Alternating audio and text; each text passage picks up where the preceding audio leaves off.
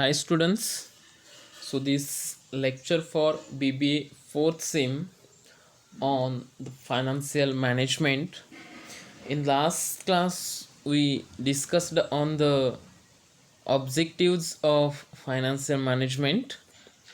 Uh, we discussed the objectives. There are two main objectives. First one is the basic objective, and second one is the other objectives. And this basic objectives, it includes the profit maximization, wealth maximization, and see third one is what's the maintenance of liquid assets. Okay, so in the last class we saw the wording by profit maximizations, what by wealth maximizations, or what's do by maintenance of liquid assets. Okay, so as well as we discussed the other objectives also. Okay, so now in this class we will see the distinctions between, or the difference between, the profit maximization and the wealth maximizations. And it's very important questions for your exam oriented, because it will covers the 5 marks. Okay, so sure it will come, so this is very important. Okay, so these are the points are there for the differences of the profit maximization and the wealth maximizations. So first one is a what's the aim. This is the aim, the main points for the profit maximization, for the wealth maximizations. The aim of the profit maximization is was to earn or to maximize the profit of the business firm. Okay, so it means what's to increase or to get or to earn the more profit is the main aim of the profit maximizations. And what is the aim of the related to the wealth maximization? So it is the maximize or increase the wealth of the shareholders. Okay, it means what's the increase the shareholders. Okay, increase the more shareholders of the business or the company. Okay, so this is the main aim of the profit maximization, the wealth maximization. Next one is what's the effect. Okay, how the effect of the profit maximizations and how effect of the wealth maximizations. The effect of the profit maximization, it is the exploitation of workers and the customers. Okay, as well as it leads to the social evil like cutthroat and the competitions. Okay, so this is the effect of the profit maximization. And the effect for the wealth maximization is what it is increase the value of the shareholders. Okay, it is increase the wealth of the shareholders as a share prices are increased. Okay, so this is the difference. Next one is what's third one is it was the conceptual clarity. Okay, so the conceptual clarity, it is it means what's it's not clear, it is not the calculation of profit is not clear in the profit maximization. It means that is the whether short term or long term, even profit before tax or the after tax. Okay, so it is not the clear. Okay, it's not the clear clarity. Okay, for the profit purpose. As well as in the for but for in the wealth maximizations, the wealth is clear. It means what's the concept of the calculation of the wealth is clear. It is considered to be long term. Okay, so whatever the wealth maximization, it is for the long term purpose. Okay, so it means in the short way, the conceptual clarity is not in the profit maximizations, but in the wealth maximization it is the clarity. Okay, next, difference in actual and expected returns. Okay, what's the difference in actual and expected returns? Okay, so in this profit maximization, it is not balanced. Okay, so it is not balanced. It means what's the wide gap between expected and the actual earning, so it is not balanced. Okay, so it is wealth maximization, it is the balance. Okay, so gap between the expected and the actual earning is a minimum, so it is a balance. Okay, so this is about the difference in the actual and the expected returns.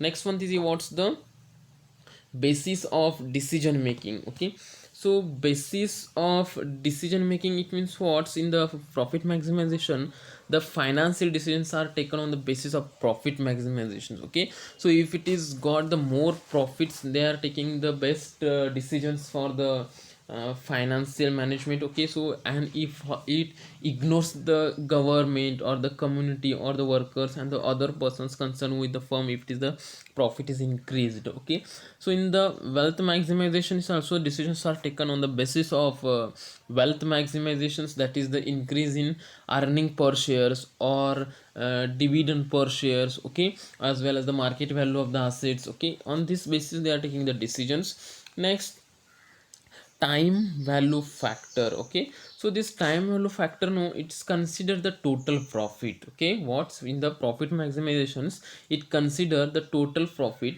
and it does not consider the time value factor in calculating profit and selecting the projects. But it in the wealth maximizations, it takes care of present value of money, and the people have preference for earlier profits than the future one. Okay, so this is about the time value factor. Next, solvency and the liquidity. Okay, so in the profit maximizations, it neglects to maintain solvency and protect liquidity in achieving profit maximizations. But in the wealth maximizations, it's maintain the solvency and protect the liquidity. Okay, so this is the difference. Next, risk and uncertainty. So in the profit maximizations, it's having the more risk as well as the uncertainty of the earning profits, and in the wealth maximization, it's the balanced, okay, between the risk and the expected return. Okay, so next, quality and quantity of cash flows.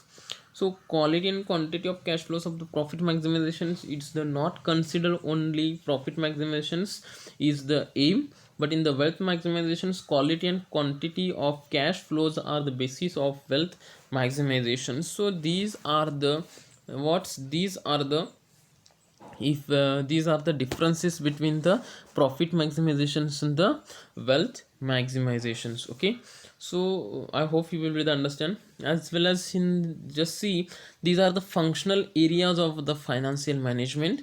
So these are the 8 functions are there of the financial management. First one is the determining financial needs, selecting the source of finance, financial analysis and the interpretations, cost volume profit analysis, capital budgeting, working capital management, profit planning and control, dividend policy. These are the what's the financial areas of the financial management. Okay, so first one is what's the determining financial needs. Okay, so the finance manager knows should determine financial needs to the concerns. Okay, how many rupees, how many working capital is required, how many the fixed capital is required. Okay, so the working capital needs depend upon the scale of operations or the large the scale of operations. Okay, and the higher it will be the needs for working that, for that purpose the higher the working capital is need. Okay, so this is the way of the determining the financial needs. Okay, so next one is about the selecting the source of finance. The selecting, there are so many sources are there in front of the business to raise the funds. Okay, so by the way of the equity shares, by the way of the preference shares, by the way of the debentures, by the way of the loans. Okay, so there are so many sources are there. Okay, so financial management should choose the appropriate source of the finance for the less cost of that capital. It should be the pay the less cost of the capital. Okay, so like this he has to select. Okay, so this is the selecting the source of finance.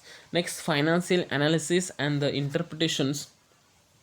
The analysis and interpretations of the financial statements is to know about the profitability as well as the liquidity positions and the short term and the long term financial positions of the concerns. Okay, the financial analysis and interpretations become an important area of the financial management. Okay, so he has to analyze the financial positions. Okay, and he has to give the interpretations. Okay, next, the cost volume profit analysis.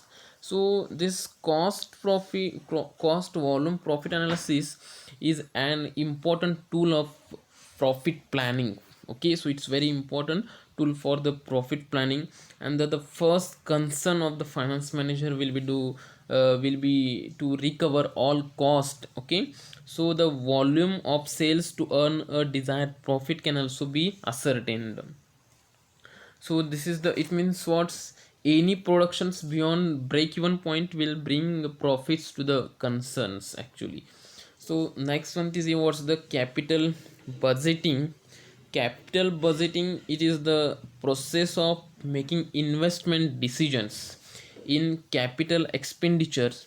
So it is an expenditure incurred for acquiring or improving the fixed assets or the benefits of which are expected to be received over a number of years in future.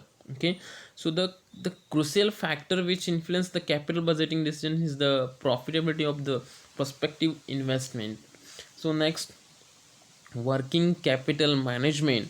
So this working capital management, so working capital is the actually the life blood and its nerve center of a business. Okay, nervous center of the business, and no business can run successfully without an adequate amount of the working capital. The proper management of working capital is an important area of financial management, as well as the profit planning and the control, as well as the dividend policy.